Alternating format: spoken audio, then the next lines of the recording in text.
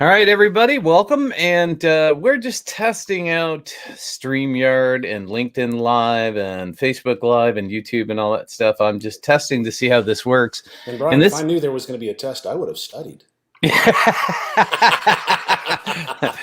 So, for those of you who are actually seeing this Good or luck, watching thanks. a replay, Mark S.A. Smith is one of my favorite guests in the world. As a matter of fact, I'm going to switch to this view here real quick, and I'm going to share my screen because Mark. Let's see how this works here. Mark has actually been a guest on the show, 17 times now? 17 times. It took us that long to get it right. Yeah, and it's just amazing, So we're going to be I'm doing this show, and I'm going to basically do a LinkedIn Live every Saturday morning. I actually like this look better. Right. And just kind of leave all that stuff up. I can get us closer and take the banners and stuff off. But we're going to be doing the show. We're just going to be talking about business, right? I mean, next week we're going to talk about marketing and sales. And you brought up a really good point yesterday, which we'll dig into next week, about the 3 different levels of marketing. What was that again? I want to remember that because I need to write it down. It's the 3 different levels of how you execute marketing within your organization. Mm-hmm. There's a strategic level, and that's done with the people who are responsible for the performance of the organization, usually the owner, the CEO, along with whoever is their marketing executive. Mm-hmm. And they're designed to, their goal is to design, what does the marketing look like? What is the fundamental messaging? And the idea here is to put together the overarching marketing tone for the entire organization, which then maps to the sales tone of the organization, which then maps to the customer tone of the organization. Mm-hmm. So that's strategic, and that has to be done by the team. You can't outsource that. Now, you can outsource somebody to come in and help direct that, facilitate that conversation, but that has to be done at the top of the organization. Then the second level is an execution management level where they put into action all of that strategy. Mm-hmm. And that person can be on staff or it can be outsourced as long as they understand how do we execute, how do we actually create the tactics that will implement the strategy that we have created. Mm-hmm. Then the next level is an execution level. And this is who's the person that's going to make the website? Who's the person who's going to do SEO? Who's the person that's going to write copy? Who's going to write sales copy?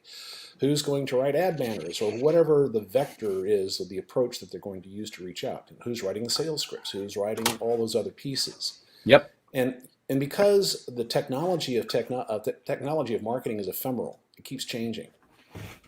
Unless you're a larger organization, you're much better off outsourcing that to people who do it every day of their life versus trying to catch up and be 6 months behind and suffer because of that. So the 3 levels are strategic, management, or a priority, and then tactical execution. Nice. And the top has to be within your organization. The next 2 could be outsourced. Yeah. Cool. So we're going to dig into that and a whole bunch of other stuff about sales and marketing. And so one of the things, you are a nomad. You were in Las Vegas, and now you're no longer mad. Yeah, nomad. I like that. Yeah, that's awesome. Yeah, and most people have been locked down. I had a conversation yesterday with a colleague, and she said, "I haven't been traveling for over a year." I said, "I've put 25,000 miles on my car." Wow. This past year. That's awesome. I haven't been on an airplane for 18 months. Mm-hmm. I don't miss it. Yeah. And where are you at now? New Orleans. New Orleans. Yeah. Well, they're not going to have Mardi Gras this year. They're having, instead of floats, they have Mardi Gras float houses. People are uber decorating their houses. They're putting bands on their porches. People are still partying in the streets. It's just not a moving party. It's a fixed party. Huh. There's still going to be beads? Oh, yeah. There's going to be beads. And there's another thing. There's things with beads, and there's another word that begins with B that we will not say because this is a family show. Well, indeed it is, but we also know that is the incentive to throw the beads, is the display of a certain... Another bee, right. Another bee. Right. So it's all about the bees, and I like bees, like B2B and Brian Basilico and bacon, and that's exactly black coffee. Yeah, indeed. Yeah. Yeah. Interestingly, here, New Orleans is really an interesting place. It's the first place that I have visited where there is an aisle in the supermarket for roux. Mm-hmm. The basis of gumbo and everything else, and also in the supermarket they have a recycle bin the big thing you normally dump clothes and books and things like that in, you see them everywhere. These are for beads. They recycle the carnival throws.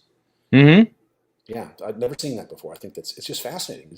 And you can get shallots the size of onions here in New Orleans. They don't have like 3 or 4 to choose from. There's baskets of them because shallots are part of Cajun cooking. Mm-hmm. It's just a blast to be here. Yeah. Yeah. So if you want to listen to Mark ahead of time, he's got some really great stuff on the Bacon podcast. And yeah, especially our last episode. Yeah, the last was one was great. really good, and also the one on how to delegate like a manager. I Mm-hmm. know that one blew your mind, and you've been using a lot of things in that one. And, Yes. those are both really extraordinary. And the last one is where I revealed a new model that'll be taking worldwide here in 2021. And the Bacon podcast is where I debuted that model. So Awesome. And so next week, if you guys are around, this is a test. So we're just really checking it. That way I can go look at the different streams and see if they worked.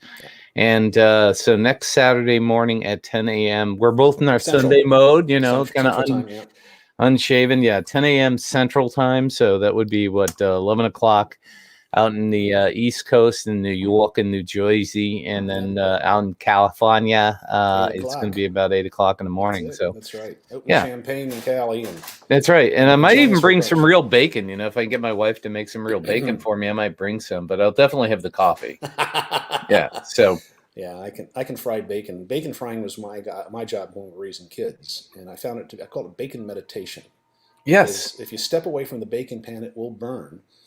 And so you have to stay with the bacon, stay focused in the moment with the bacon, because the moment if you are out of the moment with bacon, order back, it will burn. So bacon is a really good way of testing. You have to have bacon zen. I don't know where my other hand is. It truly is. There it is. Okay, so I bring my 2 hands together, go, bacon. Sizzle. Yeah, that's awesome. And Jim Gaffigan always says it's the only food that actually gives itself applause. It's also the gateway meat for vegans. Yes, it is, and it's also the duct tape of food, by the way. Too. Oh, yes, it is. Everything tastes better with bacon. What is your favorite wrapped food with bacon? Oh, without a doubt, scallops, bacon wrapped scallops. See, mine is water chestnuts. I love bacon. Yeah, water chestnut. I just love the crunchy and the salty and the whole 9 yards. I also like bacon wrapped dates. Yeah, those are good too. Yeah, those are really good. I've had those at different parties and things. Yeah, those are a winner. Bacon wrapped chicken wings. Mm-hmm. Yep. Anything wrapped in bacon is good. Yeah, no, absolutely, and especially us, because we're wrapped in bacon at this moment. So, my friend, it was a pleasure. Thank you for coming on. Thank you for helping me test this thing, and I'm going to get all gussied up for next week. Indeed, and I hope that our listeners even got something out of this conversation, even if it was just entertainment. Well, if nothing else, go listen to Bacon Podcast and type in Mark S.A. Smith. I mean, he's got 17 episodes. You can kind of get a precursor of what we're going to be talking about. And it's going to be a fun hour. And I have a lot of great guests lined up. I have David Garfinkel, who's a copywriter. He's one of my all-time favorites. David's known him for 30 years, 30 years plus. Phenomenal dude. And so I'm going to get a bunch of great guests, and basically we're just going to sit around and chat about marketing and sales and copywriting and stuff, but hopefully some good entertaining stuff. This is actually a kind of an updated version of Blab. Remember Blab? No, I missed out on Blab. Yeah, I did. Blab was primarily on Twitter, and but it was I did Blab for a while. And the show was there. I did every single week. So this is my new thing. And I, give it a shot, see how it works. That's it. Now that I'm on LinkedIn Live, and, we'll see what happens. But my friend, once again, peace, brother. Thanks for coming on. I really appreciate you and your time. And we will talk next Saturday, 10 a.m. Central Time. Count on. We'll see you there, friends. Take care, buddy. All right. Thanks.